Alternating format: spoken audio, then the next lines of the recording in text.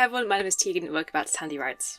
Every now and then I have the urge to reread an old favourite book so I can relive some of the joy I felt reading it, but something stops me, and that's the fact that the book in question caused me such a specific breed of emotional damage that I cannot even look at the book without feeling some kind of pain.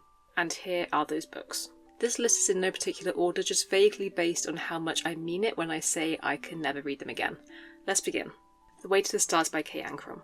I was debating for a while over which Kate Ancrum book would appear on my list, because most of them caused enough impactful emotional damage while reading them that I thought I would never be ready to pick them up again, no matter how much I enjoyed them. But there is one book of hers that I cried reading, and I tear up if I spend too much time thinking about specific quotes, and it's a book I now hold so dearly to my heart that I would give anything to write something that makes someone else feel like I did back then. That book is The Way to the Stars, and I have finally accepted that this must be my current favourite Kate Ancrum read. It's a tentative romance about girls and stars and friendship and regret, and it's one of the gentlest books I've ever read. The Way to the Stars is about Ryan, a girl who lives in a trailer park on the wrong side of town who dreams of travelling across the stars, and Alexandria, a furious loner whose mother is an astronaut who volunteered for a one-way trip to the edge of the solar system. Every night without fail, Alexandria waits to catch radio signals from her mother, and up to Ryan to lift her onto the roof day after day until the science between them grows into friendship and eventually something more. Teeth by Hannah Moscovitz. Rudy's life is flipped upside down after his family moves to a remote island where there's magical fish that can cure serious illnesses, hoping to cure his younger brother's cystic fibrosis. As the only teenager on the island and nothing to do but worry, Rudy is bored and lonely until he meets and starts a tentative friendship with Teeth, the ugliest half-human, half-fish, not quite a merman, that he has ever seen.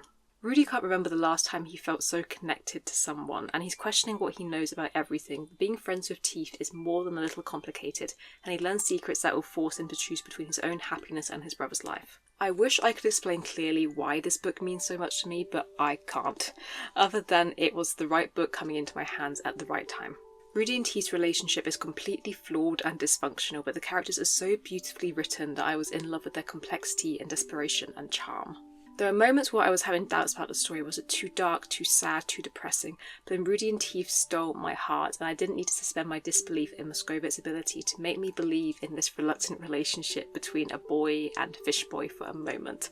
And this book immediately weighed its way onto every favourites list I have made since. The Lovely Bones by Alice Sebold, which I don't own a physical copy of because there's a 0% chance of me ever reading it again. Susie Salmon was murdered on December 6th, 1973. She's adjusting to her new home in heaven, a place that is not at all what she expected, even as she's watching life on Earth continue without her. Her friends trading rumours about her disappearance, her killer trying to cover his tracks, her grief-stricken family unravelling. This is a book I don't remember reading, but I think I was either not emotionally ready to handle it at whatever age I was when I read it, or it simply fell into my hands at the wrong time. But I believe it was definitely eye-opening to me, reading about such unspeakable loss and tragedy, especially as Susie would have been similar to my age. You're given a front row seat to her unresolved case and grief of her family searching for understanding. Reflecting on this book at least 10 years after I first read it, I think that in addition to emotional pain, the reason I won't be returning to the story is due to the sheer volume of Goodreads reviews with poor ratings. Young Mungo by Douglas Stewart, which I don't currently own a physical copy of because I adore the US cover and can't find it anywhere.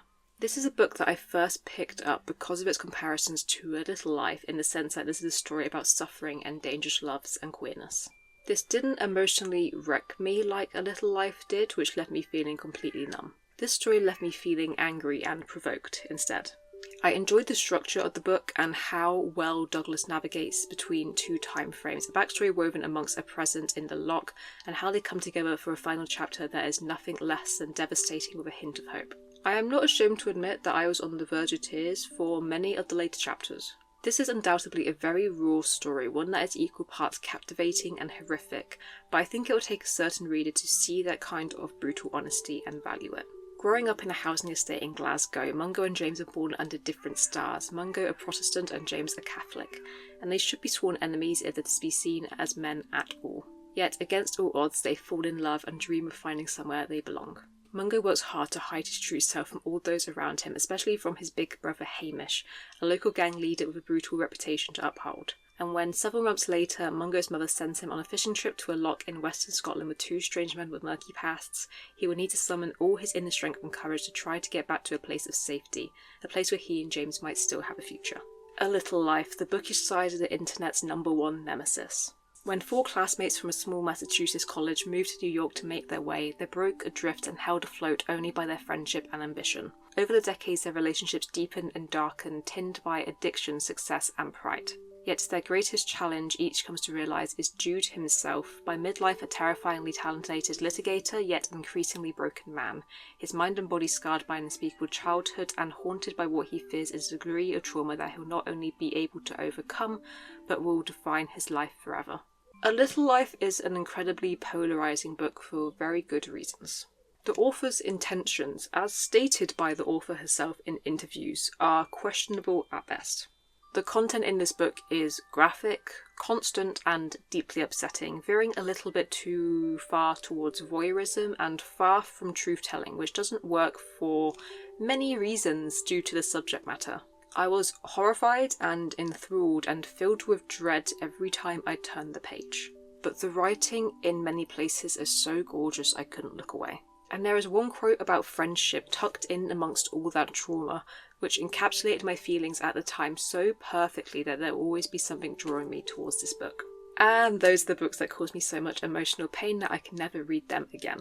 I am positive that there are more books that made me feel this way, but they're either not coming to mind right now, or they've hurt me so much that I've forgotten them forever, so these are the key players right now. Thank you so much for watching, and I hope to see you next time. Bye!